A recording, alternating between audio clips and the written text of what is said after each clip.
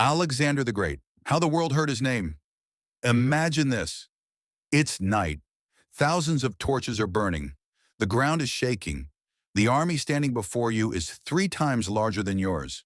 Everyone is afraid. Everyone wants to retreat. But a 22-year-old young man rides forward on his horse and says, "Today we will either be victorious or we will become history."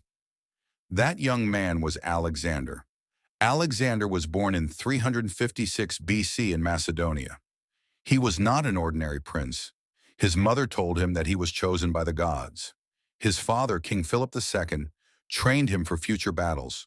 From childhood, Alexander played with swords, studied maps, and dreamed of conquering the world. His teacher was Aristotle. Yes, the great Aristotle, known throughout history. He taught Alexander one important lesson. The world is conquered not only by strength, but by intelligence. When his father was assassinated, Alexander was only 20 years old. Many believed he would be overthrown.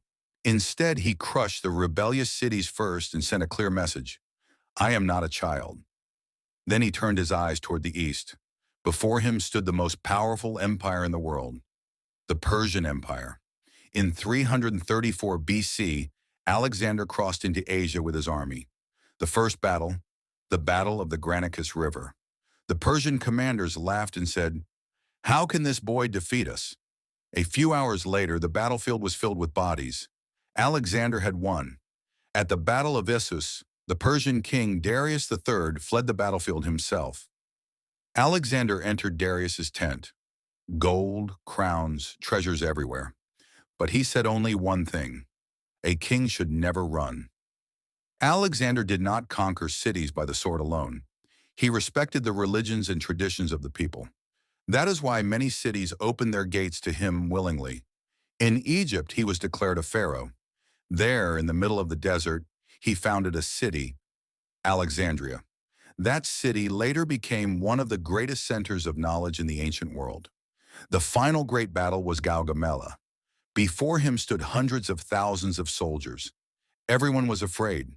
Alexander said, "Fear defeats a man, not the enemy." And once again, he was victorious. He marched as far as India. But this time, his army stopped. The soldiers refused to go any farther. For the first time, Alexander was defeated, not by an enemy, but by time. In 323 BC, at only 32 years old, Alexander died in Babylon. They asked him, "To whom do you leave your empire?" He replied, "To the strongest." After his death, the empire was divided, but his name never was. Even today, after thousands of years, the world remembers him by one name: Alexander the Great.